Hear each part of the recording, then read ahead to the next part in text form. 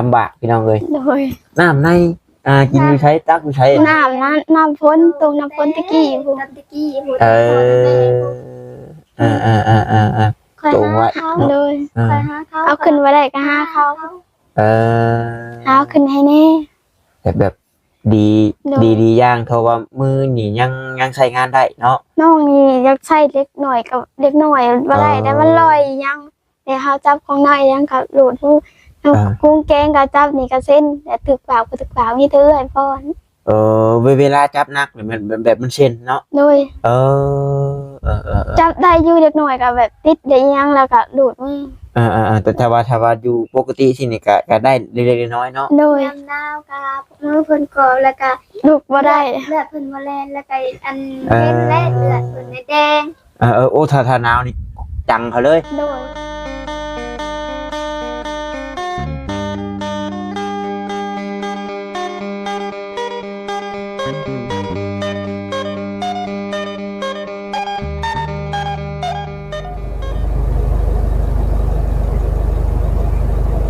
มืดลมคือฝนสิตกแท้เนาะพี่น้องเนาะมื้อนี้เนาะเอาพี่น้องเอ้ยตอนนี้ทางบ่าวต้าเองก็อยู่บ้านศรีวิไลเด้อพี่น้องเด้อบ้านศรีวิไลนี่มันขึ้นอยู่กับทางเมืองอาจจะพังทองบ่พี่น้องเนาะหรือว่าเมืองอุทุมพรบ่แต่ว่าขึ้นมาดงเห็นพี่แล้วนี่บ่าวต้าว่าอาจจะเป็นเมืองอาจจะพังทองพี่น้องเนาะเพราะว่าบ่าวต้าก็บ่ได้อ่านป้ายพี่น้องเอ้ยอยู่ใกล้กับวัดมหาโศกทางแวเข้ามาเนาะอยู่ทางเข้าบ้านพังโฮพี่น้องเอ้ยอยู่บ้านศรีวิไลเนาะอยู่บ่าวต้าอยู่ตอนนี้ถามทีมงานถามบ่จิตเพิ่นว่าทางน้องเพิ่นนั่นอยู่บ้านนี่พี่น้องเนาะเข้ามามื้อนี้ก็เข้ามาหาน้องนุ่มนิ่มว่าซั่นเคสที่บ่จิตเข้ามามื้อนั้นแหละพี่น้องเนาะขออนุญาตบัตรคำนำน้องเพิ่นคือว่าเป็นพิการนี่แหละพี่น้องเนาะอย่างลำบากนี่แหละพี่น้องเอ้ยแข้งขาน้องเพิ่นบ่มีแฮงบ่เนาะบ่ตาก็ยังบ่ได้เบิ่งคลิปรายละเอียดได้พี่น้องพอดีว่ามีทางไอ้หนวดเนาะเพิ่นเห็นในคลิปบ่จิตเพิ่นกระบากพี่น้องเอ้ยแล้วก็ให้ทางบ่ตาเนาะเอาเนื้ออยู่เนื้อกินในห้านบ่ตาแหละมาฝากมาต้อนน้องเพิ่นแนบซั่นเนาะแล้วก็ตามอยากให้มาถ่ายหลายๆคนนั่นแหละเพราะพ่อแม่พี่น้อง FC เห็นนํกันบ่ทางหนึงกับทางหนึงพี่น้องเนาะบ่น้อยก็หลายช่วยเหลือกันไปพี่น้องเอ้ยเพิ่นว่าก็เลยเข้ามาเนาะบ้านน้องเพิ่นนี่อยู่บ้านศรีวิไลเด้อพี่น้องเด้อเอาก่อนอื่นก็ขอกราบทักทายสบายดีกับพ่อแม่พี่น้อง FC กันเบิดสุขุสุคนพี่น้องเอ้ยบ่ว่าอยู่ทางฝั่งลาวฝั่งไทยหรือว่าทางต่างประเทศนำเนาะการยินดีต้อนรับเข้าสู่ช่องของบ่าวตาบ้านเฮาคือเก่าพี่น้องเอ้ยเข้ามานี่ก็ถามชาวบ้านเขามา3เฮือนได้พี่น้องเนาะเพิ่นว่ายังบ่ฮอดว่าซั่นไปทางหน้าอีกเด้อว่าซั่นเฮือนน้องเพิ่นสิอยู่ข้างนี่แหละจ้ะใกล้กับร้านขายเครื่องเพิ่นว่าเนาะไปซั่นพี่น้องเอ้ยนำไปเบิ่งก่อนมื้อนี้บ่จิตก็ติดธุระพี่น้องเนาะทางบ่แสนก็ไปทางบ้านสาวนวลทางบ่เวียดก็ขึ้นมาหาน้องบุญทวีกับเมียแต่เช้าพุ่นบ่เป็นหยังเนาะไปมีเรียกไปทางใดก็ไปก่อนพี่น้องนี่ก็เขามาถามทางเอาพี่น้องเลยแต่ว่าเพื่อนผู้เพิ่นขายเครื่องเนาะเพิ่นว่าอยู่แถวนี้พี่น้องเนาะเพิ่นว่าข้างเพิ่นว่าแคมทางโรเดอร์ว่าซั่นเจ้าขี่รถนำไปเลยสิอยู่แคมทางข้างขวามือว่าซั่นเนาะใช่ซั่นหาเบิ่งดูบ้านศรีวิไลออกไปพูดแม่นบ้านน้ำเพียงบ่ว่าตาถามไปตู่ทางในเบิ่งในคลิปบ่จิตก็มันสิมีต้นไม้แคมทางเลยพี่น้องเนาะสิมีต้นไม้อย่างแล้วก็มีกองไม้อยู่พื้นตารางเฮือนน้องเรา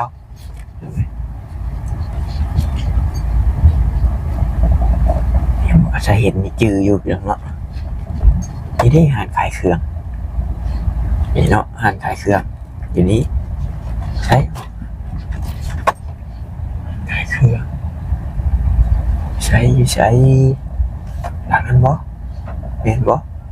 ยังบ่แม่นพี่น้องเนาะหลังนั้นก็เรือนหลังนั้นก็เซทางงานอยู่เด้อพี่น้องเอ้ยนะเนาะ ใช่เนาะหลังนี้ก็บ่แม่นพี่น้องเอ้ยหลังนี้ก็บ่แม่น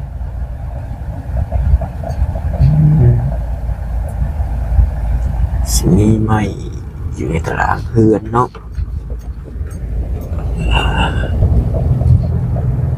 กันเด้นี่ก็ร้านขายเครื่องอย่าหนีไปชักโอ้แม่นแล้วพี่น้องเอ้ยอยู่นี่นี่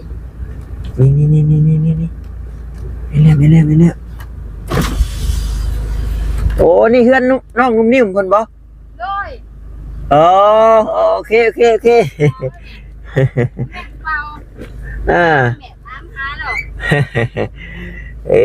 เห็นแล้วพี่น้องเนาะโอเคทางอยู่ใส่แค่ทางอยู่เห็นใครอยู่ฉันเนาะคิดว่าสิบ่เห็นง่ายนะพอแล้วพี่น้องเอาไปจบกันก่อน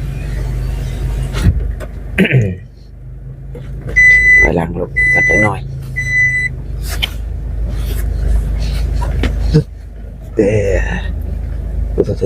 ค่อยเถอะได้เลย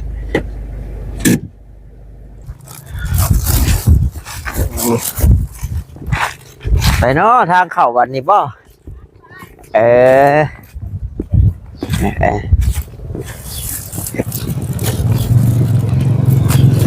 โอ้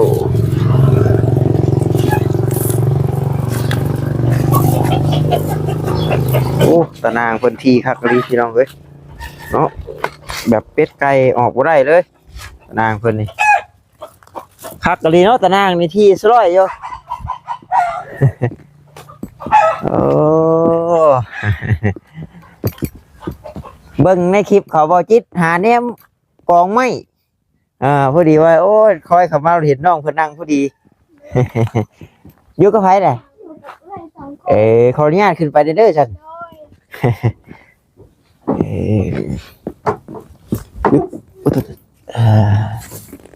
โอ้สบายดีน้องเลยของต้อนเนาะไผได้ชื่อนุ่มไผได้ชื่อนิ่มบัดนี้ คอยซื้อนิ่มคอยซื้อน้อย น้อยน้อยเฮ้ยอันมานั่งใกล้กันสิมามันจังบ่ย้อนแสงเนาะเป็นขาลอยใช่บ่ เบียร์ไปกิน ไอ้ขออนุญาตให้ ไอ้เลือดใจก็ได้ ขออนุญาตโอเคบัดเจ้าเด้บ่ได้เป็นหยังบ่ เป็นคือกัน เอ้า แต่ว่าเลยแล้วอย่างได้แน่ จักปีละแต่ละคนนี่ เลยในซิจะขอซิมหา เจ้าได้ฉัน คอยประมาณหนูใกล้ๆ18ปีนี้ก็เช้าจะขอสักปี เนาะยังรุ่นน้องอยู่พี่น้องเนาะบัดพ่อแม่ไปใช้ฉันโอ้เพิ่นเสียเลย โดย เสียเบิดเลยพ่อก็เสียแม่ก็เสีย โดยแม่พ่อเสียได้หลายปีแล้ว บัดแม่หางเสียนี่ แม่ก็เสียได้ประมาณ4-5 ปี เสียใจนำฉันเนาะ โดย เจ้าอยู่กับไผจ้ะ 2 คนอยู่2 คน สองคนพี่น้องนี่ โดย หนึ่งข้าวหนึ่งน้ำไผผู้นั้นบ่เป็นคน โดย คอยหนึ่งได้วันนี้นะคอยอัน น้ำหนก็น้องหาข้าเจ้าเขา ยา เลยตัวผู้ดีป้าหาข้าเจ้าเขาเป็นหนึ่งให้ขอเขา พ่อก็ว่าพ่อแน่ก็ว่าคอยอันหนึ่งเองบ่ได้แล้ววันนี้พ่อ เลยให้เพิ่นมาหนึ่งข้าวให้ มันลงไปหนึ่งเลยนะมันกันว่าส่งมันให้ลูกไปส่งมาส่งให้ โอ้แบบเจ้าน่ะแบบเอาข้าวเอาน้ำไปป้าไว้นำเพิ่น พอได้ข่าวเขา โอ้ มันให้กินก็ได้ก็ให้ คอย กิน มันเบิดแล้วแต่พ่อแม่ปันให้ โอ้ คอยละอุกใจว่า คือว่าได้ชิมเจ้าบัดเฮ็ดนาเฮ็ดหน้าก็บ่ได้เลยเนาะ โด เนาะ ย นาให้หน้าชิมเจ้ามีบ่ ให้หน้าก็ให้หน้าแต่พ่อแต่แม่มาแล้ว แต่บัดสิเฮ็ดบัดเฮ็ดบ่ได้เนาะ โดย เอ้ามีก็เว้าบ่เบิดก็ช่ำบ่มีนะพี่น้องเนาะ โดย มีก็เฮ็ดหยังบ่ได้แล้ว โดย เนาะเพิ่นบ่ให้ว่าสิกินข้าวเพิ่น ให้อยู่บ่ โดย แต่ว่ามันก็เฮ็ดจังไดเนาะมันจำเป็นเนาะ โดย บัดพี่น้องทั้งเจ้าได้จ้ะพี่น้องแบบใกล้ชิดเลย ไกลคิดเสียงนะแต่พี่น้องกับพ่อทั้งแม่นี้ แม่น โดยเพิ่นก็อยู่แต่ครอบครัวของเพิ่นนั่นแหละก็เพิ่นเอิ้น ได้แต่แน่น เพิ่นก็ได้กายไปกายมาเพิ่นก็ได้แนมเบิ่งทามก็ไปยังแล้วเพิ่นบ่ได้มีหยังว่ายืนให้ ว่าแล้วก็มันเป็นครอบครัวไผครอบครัวมันน่ะเนาะ โดย เจ้าก็กินอยู่เฮือนเจ้าข่อยก็กินเฮือนข่อย โดย บัดมีหลายแล้วก็ยืนมีน้อยแล้วก็ห้อยตัวไปตัวมันเนาะ โดยบางทีก็บ่มีแหละ นี่จะบ่ซื้ออด หาเงินหาครับนี่ยันแม่นผู้นั้นและหาเนาะ ให้ ผู้นั้นแหละผู้ ไปหาบ่ได้ ไปย่างไกลบ่ได้บ่เจ้า โดย แต่ว่าใครกว่าผู้น้องนิ่มนี่นิดนึงมันอย่าว่าฉันว่าสิจะลองบีบมันมันมีกระดูกอยู่บ่เนาะ โอ้ย ฮะ ข่อยมันเอาไปจังซี่แหละ ฮะโอ้อืม ผู้ปัญญา ผู้ก็ยาก โอ้บ่เป็นหยังเนาะจันว่าแบบตกเพื่อนตกหยังสะดอกเนาะเห็นในคลิปบ่จิตอ้ายก็ยังบ่ได้เบิ่งชุดซำได้ โดย เห็นผู้ใหญ่เพิ่นส่งมาให้เบิ่งเนาะว่าเจ้าไปหาน้องเพิ่นได้บ่ว่าซั่น โดย โดยว่าเดียวไปก็พอดีว่าทางอ้ายเพิ่นก็ซื้อข้าวต้มขนมนี่แหละมาตอดเนาะน้องเพิ่นแน่ว่าซั่นมีไผในแล้วมา มีเบาเขามาครั้งแรกนะมีเบาลี่เบาเขาเบาอันนั้น บ่นิวบ่ เขาอันเบายาวเขาเบาจันทร์เขาเบาจิต จนบอกชื่อ บ้านนี้เขาเจ้าเขามา3-4 คน โอ้ เด็กกับเพิ่นบ่ได้บอกชื่อเขาบอก อ้ายน่ะซื้อต้าอ้ายน่ะเนาะแล้วน้อยสิว่าไผอีกแล้วเนาะว่าซั่นซื้อต้าพี่น้องเนาะ โดย ครับ คอยตกใจว่าเฮ้ย บ่เคยเห็นเนาะ โดย อ้ายกับมื้อแรกนี่แหล้วมาเนาะผู้ทำชาวบ้านเพิ่นมาเนาะเพิ่นว่าอยู่ทางพีเดอร์ว่าซั่น โดย ก็เลยตามมาแล้วก็หาแนมมันว่ากองไม้ในตารางเฮือนนี่มาพอดี มาแล้วพอดีเห็นผู้หนึงออกไปนี่บัดคอยเข้ามาเห็นเจ้านั่งอยู่จื้ออ้ายเนาะลำบากพี่น้องเอ้ย โดย น้ำในกินอยู่ใช้ตักอยู่ใช้ น้ำพ้นตรงน้ำพ้นตะกี้ผู้ ตะกี้ผู้ ตรงไว้ โดย คอยหาเขา เอาขึ้นบ่ได้ก็หาเขา เอาขึ้นให้แน่ แบบดีอย่างเท่าว่ามือนี่ยังใช้งานได้เนาะ น้องนี่อยากใช้เล็กหน่อยกับเล็กหน่อยบ่ได้แต่มันลอยยังแต่เฮาจับของน้อยยังกับโหลดผู้กุ้งแกงก็จับนี่ก็เส้นแต่ตึกเปล่าก็ตึกเปล่ามีเตื้อยพ่อน เวลาจับนักเนี่ยมันแบบมันเช่นเนาะ โดย เออ จับได้อยู่เล็กหน่อยก็แบบติดได้ยังแล้วก็โหลดมือ แต่ถ้าว่าอยู่ปกติที่นี่ก็ได้เล็กๆน้อยๆเนาะ โดย ยำนาวกับมือเพิ่นกอบแล้วก็ ลูกบ่ได้ เลือดเพิ่นบ่แล่นแล้วก็อันเป็นและเลือดเพิ่นแดง โอ้ถ้าหนาวนี่จังเขาเลย โดย ลูกบ่ได้ เนาะ 10 โมงก็จะได้กินข้าว เอาพี่น้องเนาะผู้ใดฮู้ว่าเกี่ยวแก่กับโรคนั่นนี่ต้องกินอหยังอะไรก็กินยาอย่างมันจังสิดีขึ้นแน่สินะถ้าว่าให้เช่านี่มันก็อาจจะอยากเป็นไปยากอยู่เนาะ โดย ก็เคยหาหมออยู่บ่น้องเป็น เคยไปแต่พ่อแม่พาไป เพิ่นว่าเป็นโรคอีหยัง เพิ่นว่าเป็นตะกี้ก็เป็นกรรมพันธุ์เตี้ยๆเกิดมา เอาบัดแม่เจ้าก็เป็นบ่ซั่น แม่ข่อยบ่ได้เป็น หั่นแต่จังว่าเป็นกรรมพันธุ์ ก็บ่ฮู้แต่เสือใส่บอกข่อยก็บ่ได้เป็น เนาะ ยังมัน ใช่ว่าพ่อก็เป็นใช่ว่าทั้งพ่อเป็นบ่หรือว่าทั้งแม่เป็นบ่นี่มีส่วนเนาะถ้าว่ากรรมพันธุ์เนาะ โดย แต่นี่ แต่ว่าบ่เป็นแต่ถอดแต่เพื่อนน้องอะเขาเจ้าเขาก็เป็น ลูกหลานนะ โดย แต่ว่าบัดพ่อแม่นี่บ่เป็นเนาะ อยู่ในบ้านก็เป็นผู้ชาย2คนและเสียคนนึงไปบ่ได้โจมคือกัน ทั้งข่อยนี่บ่ได้เป็นแต่ถอดเท่านี้ก็มีแต่3-4 คนบ่ได้2คน ครอบครัวเจ้านะ โดย แต่ แต่ละยังเหลือคือมื้อนี้ก็หาคนก็เขาก็แจกแยกครอบครัวไปมันน้องก็อยู่แต่2 คน อาจจะเป็นคือหมอเพิ่นเว้าอันนี้ โดย แต่ว่ายันพ่อแม่บ่เป็นอยู่แต่ว่ากรรมพันธุ์พี่น้องที่นะอะไรก็เป็น ถาดผลมาตะกี้ ส ถ้าเป็นมาตะกี้ เอ เพิ่น อก ลับ เนาะ มา พ่อแม่คอยไปเบิ่งหมดลงมือว่าศาสตร์ตอนตะกี้ว่าเอ้ยน้องเพิ่นบ่เป็น ผัวก็บ่ดี เป็นจักก้นดอกว่า เออ ผัวก็บ่ดีดอกว่าเพิ่นป้าปล่อยเพิ่นป้าเป็นธรรมชาติซะ เพิ่นว่าปัวก็บ่ดีเนาะ โดยถ้าหาไม่ทั้งหมดอยู่บ้านใดก็มากินก็คือเก่า เป็นแต่น้อยๆเป็นแต่เกิดมาพุ่น โดย พี่น้องเนาะก็คือบ่แม่นว่าเว้าตัดน้ำใจได้พี่น้องเนาะปัวอยู่นะแต่มันต้องโอ้จักสิปัวไปได้พี่น้องมันต้องใช้เงินหลายได้บ่ตาว่าต้องโอ้ยเนาะโอ้บำรุงรักษายากแล้วนั่นนี่ แต่น้องก็นางได้นางได้อยู่ตอนน่ะเพราะว่านางน้องยางก็เป็นแบบนางธรรมดาแต่แบบตีนปีนหั่นน่ะ แกใหญ่มากแกโตขึ้นกลับไปบ่ได้ เพราะว่าทางกายเฮาเริ่มใหญ่ขึ้นบัด โดย กระดูกแข้งนี่บ่ตาว่าแนมเบิ่งนี่มันสิบ่อย่างนี้เนาะน้องเนาะบ่ เรื่อง เนาะ นี้นะบางนี้อ่อนอาย นี่แหละบ่ตาว่ามันต้องมีข้อกระดอกกระดูกพุ่นมันจังซี่นี่ โดย อันนี้มืออย่างเฮามันก็พอได้เช็ดเอ็นเฮานี่มันบ่แข็งแรงปานใดเนาะ โดย บาดคือเจ้านี่ยังว่าดีเขาปั้นเขาได้เนาะ โดย คอยจกไข่ กะเส้นอยู่กับบ่แห้ง คอยกับบ่แห้ง อ่า บัดคอยลอยคอยก็ลอยบัดคอยเงินคอยกับบีบเอาต้นคอยว่าน้องเอ้ยบ่ได้กินดอกข้าวคอยว่า แต่ว่าเจ้าเป็นเอื้อยเจ้าเนาะ โดย เป็นเอื้อยตัวน้อยกว่าผู้นี้ อืม ว่าขอเนี่ยนำบัดเจ้าลงไปอาบน้ำเฮ็ดได้ อ่านที่เทิงอ่ะ โอ้เจ้านี่อาบไปเทิงเอา โดย โอ้ให้บดอาบน้ำ ได้ โอ้ นะ เทือดประชานนี่ โดย เพื่อสิไปหอดบ่แห้ง โต กระ เนาะ ถาดไป กระทาดไปเนาะต้องตกแต่งโปร่งแถวนี้ก็ได้ที่เห็นเนาะ โดยคอยลง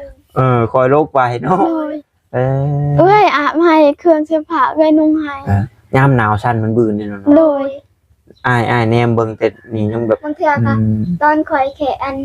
บ่เป็นหยังคอยว่าคอยบ่มึนแล้วคอยต้มน้ำให้อาบบัดนี้คอยมึนซาแล้วก็คอยเจ็บคอยปวดคอคืออยากห้องก็หายคอยก็เลยยาคอยว่าอาบน้ำดิบนี่แหละคอยว่า ทรมานพี่น้องเอ้ยเนาะ น้ำกับเพื่อสิได้กับได้บ่ได้บ่ซื้อนี่นะก็ได้ไว้ว่าแล้วใช้ข้าเจ้าเขาโยกให้ มันเป็นอะไรใดเนาะ ได้มันก็ได้พอตะเมนให้มันกับ มันโดนเนาะ โด บ่ น มีน้ำ น้ำบกแห้ง น้ำมันบกมันแห้ง มันต้องเจาะใหม่เท่านั้นเดียวพี่น้องเอ้ยเนาะเจาะใหม่ทางใหม่ปิด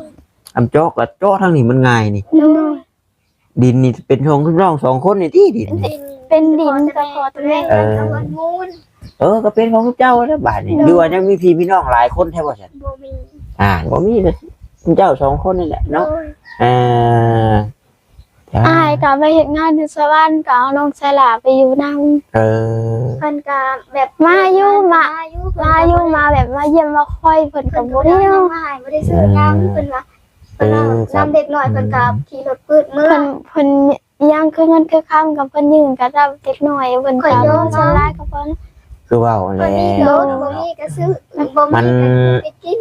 มันก็เข้าใจอยู่พี่น้องเนาะ โดย การเงินนี่มันหาอยู่บ้านเฮามันก็พอได้แต่กุ้มตัวเองนี่แหละ โดย พี่น้องเนาะแต่ลำพังตัวเองก็ยังบ่จักกุ้มนะ โดย บอกง่ายๆซะ โดย เนาะให้อยู่แล้วเฮาสิให้เป็นก้อนเป็นกำก็บ่ได้พี่น้อง โด เอ้ย ย เล็กน้อย อืม ๆตายเนาะบ่ตาคิดว่าเป็นผู้หนึงผู้เดียวใช่ดอกบ่แล้วเป็นสอง โดย ทีละหนาวนี่บ่ได้เลยนะเบิ่งเนาะ โดย หนาวบ่ได้ อ่ะ บ่ตาเคยเห็นคนอยู่พี่น้องเนาะแบบว่า โดย ที่แหละเว้าลุงบ่ตาซะรถหนาวรถสั่นแบบ โดย ดิ้นแต่แบบเขารถได้ ไอ้น้องก็แบบขนาวแห้งมากนี่ก็สะดุ้งเขา ลุงของอ้ายก็เป็นพิการข้างหนึง โดย ข้างหนึงใช้งานได้เนาะ โดย เครื่องหนึงนี่ใช้บ่ได้ โดย แต่ว่าเราเสียแล้วเราก็ได้เนาะปิ่นปัวลายหมุดลายหมอแล้วก็คือเก่าเนาะ โดย แม่คอยอันแม่คอยหาเงินตอนตะกี้ก็เพิ่นอยู่นํดูแลก็เพิ่นเอาไปบ้านนั้นบ้านนี้คอยว่าโอ้ย เขาเอื้อยนี่ก็ตายคืนเพิ่นอยู่นั่น ค สิ อยตายแล้วก็ตายคืน เพิ่นก็เจ็บไปในท้อง คอยเจ็บในท้องทั้งชักคอยทั้งปาก โทษตรงช่งแล้วก็อีหยังเขาเฮ็ดให้แล้วก็มา เขาแยนต้องส่งพวกเหนียวเขา คอยก็กินหำ ดีเพิ่นมาอยู่นำซื่อ คอยขึ้นมาอยู่ในโลกอีกซื่อ แต่ฉันแห้งกระติกกูนี่เนาะ โดย ๆแล้วเพิ่นก็เข้าห้องน้ำอีหยังว่าเพิ่นว่าโอ้ยเกือบบ่ได้เห็นหน้าตัวว่ะเป็นหยังพลาดห้องน้ำว่าดีเลยบ่ไอ้อัน เบิ่งได้เลยเนาะ ม่วนเนาะ เบิ่งได้ คนแต่หัวบ่อันผ่าเชียนมั่ง แต่ว่าเจ้าเป็นหันเป็นหนี้มานี่โอ้ผู้นี้นี่อยากลำบากบาดนี้ โดย ลำบากบ่ได้เข้ากับผู้นั้นป้อนเนาะ โดย เราบัดมือลอย จับได้แบบเด็กหน่อย มีแม่ตู้บ้านหนึงเนาะเวลาสิตากระเส้นมาโงกเข้าไว้ใน เบิ่ง นี่ จักเราซื้อหยังไปอยู่กับเขาบ่แซน โดย เราเฒ่ากว่าเจ้าแล้ว โดย แต่ว่ามีผู้หนึงดูแลเรานั่นก็ได้เพิ่นว่าคู่เวรคู่กรรมกัน อันนี้เว้าตามความเชื่อเลยพี่น้องเนาะเพราะว่าเราให้ฟังแค่ซั่นสิป้ากับป้าบ่ได้แล้วว่าผู้หญิงคือกันได้ โดย แต่ว่ามีอีกผู้หนึงผู้แข็งแรงที่มาดูแลเราสิป้ากับป้าบ่ได้แล้วแต่ก็ยังได้ผู้ โดย โจมย่ออันอาบน้ำอาบในพี่น้องเนาะยังใครแน่แต่เราแก่โตกว่าเจ้าแล้ว โดย สู้ๆเอาและ โดย แล้วก็ขอให้มีผู้ ขิดลายกระทอดใจ เห็นมุกเห็นใจเนาะ โดย เที่ยวมาแวะมาหาแหละพี่น้องเลยหลักๆเลยนี่บอต้าแนมเห็นบอลอาบน้ำน้องแล้วนี่อยากให้มันมีแนวขังแนวบังกว่านี้อยู่พี่น้อง โด เนาะ ย ว่าน้องเราเป็นผู้หญิงพี่น้องเนาะน้องเราเป็นผู้หญิงก็แมนอยู่ว่าบ้านเฮาอาบไปที่อยู่ไปที่แล้วน้องๆเนาะ โดย แต่ว่ามันก็อยากโล่งๆอยู่ โดย ได้ ฝนตกพระคอยก็ว่าได้คอยว่าก็สิตักให้ก็ว่าเปียกกระยามัน เพราะว่าถ้าเจ้านี่ลงอาบของน้ำได้อยู่เจ้าเนาะ ได้อยู่เด็ก เบิ่งอ้ายขอมาชองเบิ่งเด้อ โดย นี่พี่น้องเนาะได้ผาไม้กระจาดจักแล้วนี่แผ่นหนึ่ง3แผ่นพอแบบขู่คนบ่เดียวเห็นน้องเราเวลาอาบน้ำอาบในนะพี่น้องเนาะขังนี่มานี่3แผ่นได้เรื่องแล้วก็เบิ่งมันต้องชื่อไม้มัดพร้อมได้นี่เนาะจะมาเฮ็ดนี่ไม้มัดนี่ก็ตีขึ้นนี่จัก3มัดพี่น้องเนาะไม้มัดจัก3มัดอันนี้มันโล่งโพดแนมมาได้พุ่นก็เฮ็ดแนมมาได้พุ่นก็เฮ็ดบัดทายนักทายเบากันอยู่นี่แล้วเจ้าเนาะ ดูชานดูชานออกชานไป นั่นแหละจังว่าเนาะพี่น้องเนาะตัวนี้สำคัญอยู่ได้นี่สำคัญอยู่ได้น้องผู้นั้นแหละไว้ให้เนาะยังก็ได้ เอื้อย คมตัวน้อยกว่าเฮ้ยเนาะโอ้ย เขาก็น้องซ้ ให้เป็นน้องซะ ตะกี้น้องก็จอยกันแต่ว่าแบบน้องเป็นไข่ยังกินข้าวว่าแซ่บแบบซื้อยาเห็ดยานจะลงบอกจะว่ามากินแหละกินข้าวแซ่บแล้ว กินข้าวแซ่บบนหัวเบงใช่ปะ โดย แต่ว่าลักๆเลยนี่คือเข่าถึงเจ้าก็ได้เนาะบ่มีเข่าได้พี่น้องเพราะว่ามันจุ่มน้องเพิ่นเฮ็ดบ่ได้ โดย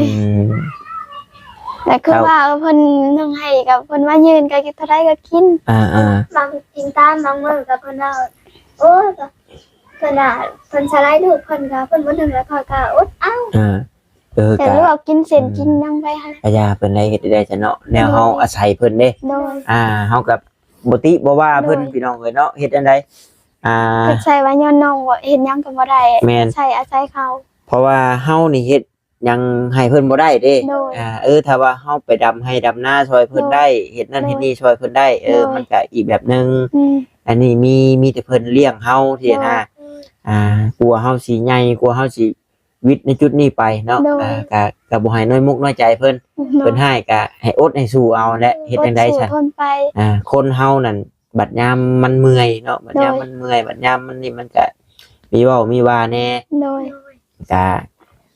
ก็บ่ให้ถือชาเพิ่นเนาะเฮ็ดจังได๋เว้าแล้วก็แล้ว น้ ไป องบ่เคยถือชาแต่ว่าเอื้อยอยากถือชานิดนึง คนดาวใต้แม่เขาบอกโอ้ยคนใต้หรอกไปนะแม่คนนี้ว่ามึงใต้บ่ใต้หรอก เดี๋ยวคนเฮามันมีอารมณ์ทุกคนเนาะมันมีอารมณ์เครียดอารมณ์ร้ายทุกคนแต่ก็ย่าแหละน้องเอ้ยเนาะเฮ็ดจังได๋ซั่น เพิ่นยาค่อยเพิ่นยังบ่ยาค่อยยาได้เดี๋ยวนี้เนาะเพิ่นโดดขันค่อยก็ว่าเอามันตายแล้วก็ว่าเสียมันตายแล้วอย่าเอายาวได้กับแม่ก็ตอนแม่ก็อยู่นำค้างใจยาแม่อายบ้านในเมืองได้เมื่อแม่เว้นหน้าแม่เฮ็ดได้แต่บัดนี้นะพ่อค่อยก็ว่า และแม่ใช่แต่แม่อยู่นำว่า เตือแม่อันนี้ยังว่าแม่พอตายอะ เออ เขาพอบ่ตายพอสิเอาแม่ใหม่มาความเฮงว่ะ เออ อันนี้ยังบ่แม่ถึง เนาะ โดย อันนี้ ชี ก็ วิตคนเฮาพี่น้องเนาะ อันนี้ยังถือว่าแม่อยู่นำ อันกูบ่อยู่นำนี่สู้นี่สิกินข้าวกับน้ำตาพอสุดแถวขึ้นไปขึ้นหน้าก็สุดท้ายก็ไปคือแม่เว้าอีนี่ แม่นแน่นอนเลยเนาะอันนี้อ้ายก็ว่าแม่นควมเพิ่นแหละย้อนหยังเพิ่นจะเว้าซั่น โดย เฮาอาศัยเฮาเองบ่ได้เนาะ โดย เฮามีแต่อาศัยเพิ่นก็อาศัยความ โดย ดีเนาะอาศัยความดี เฮาก็เป็นน้องว่าสิเอาใช้เอื้อยก็เอาใช้เพิ่นนั่นแหละ อืม แต่ว่าเฮาเฮ็ดหยังก็เฮ็ดบ่ได้เพิ่นว่าหยังก็เป็นถือของเพิ่นเบิด อาศัยความดีเอาแหละเนาะเพิ่นว่าหยังก็แล้ว เว้า เพิ่ ดิ นสินี่เพิ่นบอกว่าย ามเว้า สู้บ่กุ้ม ยามเพิ่นเว้าหายก็บ่ได้กินนะเพิ่นยามเพิ่นเว้าดีก็เพิ่นว่าอยู่ไหน ได้ล่ะเอ้ยเลี้ยงบ่กุ้มก็ยากเพิ่นล่ะ เพิ่นก็ลูกเพิ่นก็หลาย เพิ่นได้ เลี้ยงแล้ว โดยยาดอกเนาะ โดย แต่ว่าจุเจ้าเป็นอันนี่มาอยู่2คนนี่ฮอดจักปีแล้ว อันอยู่เพิ่นไปก็ออกแต่ได้แต่ปีกายนี่กับปีนี้นะ เดี๋ยวจุเจ้าก็เริ่มอยู่2คนนี่ โดย เฮ็ดจังได๋สิจังมีทีมงานเข้ามาหา ข้าเจ้าเขาขอมาให้ซอย ติดต่อบ่ แบบพี่น้องทั้งพ่อและแบบลูกหลานแล้วเขาขอมา แล้วก็เลยมีคนรู้จัก โดยคนฮู้จักเพิ่นว่า เพิ่น ขอ เข้ามาว่า เขาเจ้าว่า สี่บ่ โดยเขาสิเขาเจ้าว่าโทรหาเขาเจ้าหลายเทื่อแล้วเดี๋ยวเพิ่นบ่มาให้ว่าพ่อไปเรียนฝึกงานอยู่แถวเรียนชัยก็เลยเข้าไปหาเพิ่นที่เพิ่นมาพอเพิ่นมาเพิ่นก็เลยมาเลย เนาะเอาฉันพี่น้องเอ้ยสงสารน้องเพิ่นอยู่พี่น้องเนาะหลักๆเลยก็คือบ่ต้าเว้าแหละเข้าเนาะเพราะว่าเข้านี่น้องเพิ่นเฮ็ดให้เฮ็ดหน้าบ่ได้ โดย ถ้าว่ามีเข้าไปเตอร์เพื่อเตอร์แห้งพี่น้องนี่ก็ใครแน่เนาะ โดย ไปป้าไว้น้ำเพิ่นนั่นแหละสมุนเจ้าหนึ่งบ่ได้ก็ใครแน่เพอเพิ่นว่าเนาะมีข้าวมีน้ำ โดย แต่ว่าเป็นแนวอยู่แนวกินข้าวต้มขนมเพิ่นมีลูกมีหลานก็ปันกันกิน โดย กับเพิ่นสินะแล้วก็สองมานี่บ่ต้าว่าถ้าว่าอยากซอยน้องเพิ่นนี่พี่น้องเอ้ยเนาะโตที่น้องเพิ่นบางตนบางโตน้องเพิ่นนี่แหละน้องเพิ่นเป็นผู้หญิงพี่น้องเนาะอยากให้มีเพศมีผาขังแน่สินะเพราะมันเป็นการส่วนตัวแน่จักหน่อยเนาะแนมเข้ามามันอยากโลนโจนแน่พี่น้องเอ้ย แต่พ่อแต่แม่คอยบ่ได้ให้ มันก็ผุพัง เอาเพิ่นน่ะเพื่อนซ่านกํลังใหญ่และล่ะฮู้ว่าได้อ้าย หลังใหญ่ก็มันบ่มีหัวหน้าครอบครัวเลยแล้วก็ชุมเจ้าก็เป็นจังซี่แหละมันก็บ่ติแล้วน้องเอ้ยเนาะมันก็ซำนี้แหละก็เข้าใจอยู่ คิดตะไผเวลาหัวก็หัวบ่หาตรง พ่อก็พาน้องส้นเพราะว่าร้อยบนนี่ก็วันนั้นหัวก็ว่ามาบนนี่ก็ว่า วันไหนมันดีก็ลบเอาก่อนเนาะเฮ็ดบ่ได้ โดย ก็มีแต่อ้ายเว้าแหละอาศัยความดีแล้วก็คำปากคำเว้าเฮาแหละอยู่กับพี่กับน้องเฮ็ดได้เฮาเพิ่งเพิ่นจ้ะ โดยบางเทื่อเขาเจ้าใกล้มากก็มีไปผูกแขนโตแขนยังเพิ่นก็เฮ็ดกับเพิ่นแบ่งให้เด็กน้อยเพิ่นก็สิขอกินน้ำเพิ่นก็บ่มีคือว่าแล้วเนาะ ว่าแหละ โดย เลี้ยงเป็ดเลี้ยงไก่ก็มันเลี้ยงบ่ได้ว่าสิเนาะหรือว่ามีอยู่บ่ เป็ดไก่กับเป็ดข้าว เขามาเกิดน้ำผาไว้เลยน้ำพอน้ำเมตอนตะกี้ เพราะว่ามัน แต่เพิ่นออกคือเขาเพิ่นออกเครื่องรักษาและสิ่งของเพิ่นก็เอาไปเบิด มันเฮ็ดหยังบ่ได้หลายพี่น้องเนาะน้องเพิ่นผู้นี้แฮงแล้วเลยผู้นั้นใครแน่เจ้าน้อง น้องน้อย น้องน้อยเจ้าน้องนิ่มเนาะ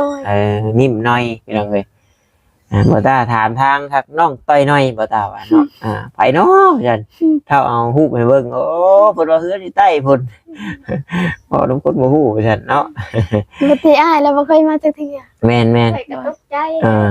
ฮู้แล้วแหละบาดนี้เนาะ โดย สิได้เที่ยวมาเรื่อยดอกบางทีก็ได้พี่น้องเอ้ยหากว่าเนาะผู้ใดอยาก คนว่าเห็นอายมาดีใจแบบดีใจค่ะว่าคือเงาแท้ค่ะว่าเงาแล้ว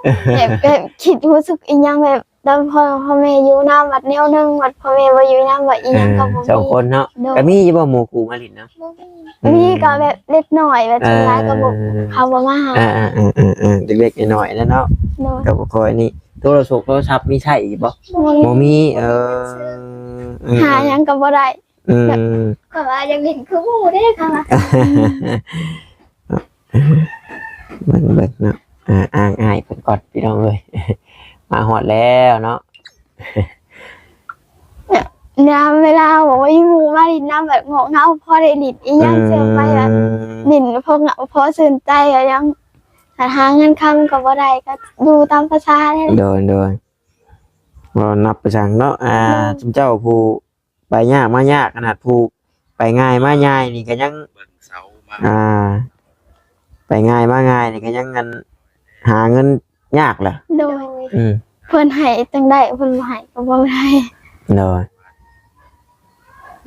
เรียบร้อยแล้ว บ่แซนไปวัดเบิ่งเสาซั่นเนาะสิเฮ็ดหยังเด้บ่แซนนี่ สี่ล้านเลย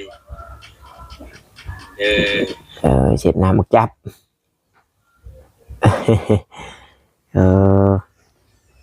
น้ำมักจับเพิ่นเนาะพอดีแหละพี่น้องเอ้ยพอตากันสิมีเวียกไปต่ออยู่เนาะก็เอาของผ่าของต้นมาแวะให้ โดย แล้วก็ต่างมาเบิ่งเนาะรอบหน้ารอบในสิได้มาจวดจ้าดแน่เนาะเดี๋ยวคอยถามทางมาพี่น้องเอ้ย โดย อยากให้คู่คนมาหาหลายอยู่บ่ โดย อยากให้มาอยู่เนาะ โดย สมมติว่าได้เงินได้คำนี่ไผเป็นคนไปซื้อได้อยู่ได้กิน เอื้อย ใช่ไหม เดี๋ยวเขามาขายแล้วเอิ้นเอา เอาเนาะ โดย แล้วก็ชาวบ้านเพิ่นก็ฮู้อยู่แล้วว่าเฮือนหลังนี้ โดย คุณเจ้าเป็นบ่ได้เนาะ โดย เพิ่นก็แวะเข้ามา โดย ค่ะว่ามีข่าวว่าอันเพราะว่าเอามีน้ำกินข่อยว่ามาได้ข่อยบ่รับ เขาเจ้าเขาคนแถวนี้แถวลงกิโล แล้วเขาสิ้นแหละ ต้อง ค่ะว่าเขาบางทีเงินข่อยบ่ฮอดเขาว่าเขาบ่มีท้องเท่าไหร่หรอท้อง15เขา ก็รถไถเป็นแบบต่างยังไห้ รูดบ่ได้บ่เขารูดบ่ได้แล้วข่อยบ่เอาให้เขาก็อดเอา รุดไหนแน่รุดไหนน้ำเนาะมื้อนี้ก็มีเบิ่งลาบไก่เนาะแล้วก็ทอดลูกชิ้นฮอนดอกพี่น้องเอ้ยแล้วก็ขนมเนาะขนมอ่อนแน่แล้วก็ทอดขาไก่นี่ทอดขาไก่เนาะนี่ทอดขาไก่อย่างเอ้ยนี่จะเป็นซาลาเปานี่ โดย ซาลาเปาอันนี้จะเป็นโดนัทเนาะกับขนมใส่บ่มีแต่ตัวนี้แหละให้เผากินไว้เนี่ยเพราะว่ามันเป็นลาบ แล้ว เรียกว่าไปกินแมลงกับบ่ทันดูดดอกเรือตู้เย็น โดย ซาลาเปานี่หนึ่งซุกแล้ว มีแต่ว่าอยากกินก็อุ่นเอาหรือว่าบ่อยากอุ่นก็กินได้เลยในภายมื้อนี้สินะแต่ว่าถ้ามื้อต่อไปนะเฮาก็อุ่นเอา โดย เก็บใส่ตู้เย็นไว้ได้คือเก่าซาลาเปานั่นเนาะขาไก่คือกัน โดย แต่ว่ามันเย็นมันยังแล้วเจ้าอยากเอากลับไปค้างใส่กระเตะให้มันร้อนมันยังขึ้นก็ได้ โดย เนาะ แต่ทุกครั้งเขามีฐาน เออ เก็บพื้นแล้วแต่ยังตะโกนกันได้ ลงนี่ก็ยังยากนะน้องๆเนาะนี่พี่น้อง ไปเว เนาะ ลาเพิ่นย่างไปก็ว่าจะหงอยว่าจะคนเป็น โอ้บัดย่างว่าอยู่ดีๆบัดจะเป็นกันหวยเลย หงอยอะไรแบบมันอ่อนอีหยัง ก็จึงรถมาได้ เจ้าลองลูกย่างให้อ้าย นั่งอายบ่อยู่ อาจจะมึนได้ต่างกัน เอาขออนุญาตนำพี่น้องแข่งแล้วก็รีบๆได้ โดย โอ้ มันก็อยากลงก็ลง เนาะพี่น้องเอ้ยได้แล้วสำนี้ก็ได้เนาะยังว่าพอเราเนี่ยยังแข็งแห้งกูเอื้อยนิดนึงพี่น้องเนาะพอน้องเนาะ โดย ผมมีตัวใหญ่รถมิจากว่าเอื้อยพี่น้องเอ้ยพอดีแหละอันนี้ก็พอดี เจ้ามาบ้านนี่ก็เรียกว่าวิถือเอื้อย เอื้อยเนาะมีแต่เอื้อยเนาะ เพราะว่าเพื่อเปลี่ยนใจซะว่าจะตั้งชื่อว่า ซับกันเนาะซับกัน บ่ทราบแล้วอ่ะ บ่ซับเลยติ โดย เบิ่งฉันเนาะมีเงินอีกอยู่บ่นี่เอาให้เพิ่นพอได้ซื้อน้ำหมักตรงเลงก่อนบ้านเฮาหมักตรงเลงคือบ้านเฮาเนาะ โดย หรือว่ารถตลาดน้อยนะพี่น้องเนาะเข้ามาเยอะแต่ว่าคลายเพลงเพิ่น ยาเพิ่นเฮ็ดได้ซั่นเนาะ ข่อยก็บ่เอา บ่จุบบ่เอาเนาะ ให้ผู้นั้นแหละเนาะพอได้ควักแน่เนาะ โดย โดยแล้วก็โดยขอบใจทางไอ้หนวดเพิ่นนำแน่เนาะ ใจเด้ โดยยังให้มาอีกอยู่บ่ล่ะ โดยได้แต่อายสิมาเลย มาอยู่ แล้วแต่อ้ายสิ เนาะ ซอย เมื่อใดได้ขึ้นมานี่ก็มาอยู่ดอก กินให้แซ่บเด้อ โดย มื้อหน้ามาถามหน่อยให้เว้าว่าแซ่บเด้อ โดย ถ้าบ่เว้าว่าแซ่บบ่ได้กินเด้ โดย เดี๋ยวเนาะแซ่บบ่แซ่บก็เว้าแล้วเว้าขนาดนี้ละน้องเพิ่นว่า ชื่ออยู่ที่ชื่อบัด ชื่อ ชื่อจังได๋แหละ ไอ้ต้า ใครแน่ฉันเนาะ โดย ก็ชอบหยังฉันน่ะชอบมัน สอบเขาเจ้าว่าพา ข้าวสารบ่ เขาเบื่อ เออ พี่น้องทั้งว่าทั้งพูดแล้วเขามาขอผ่าเขามาบ่ได้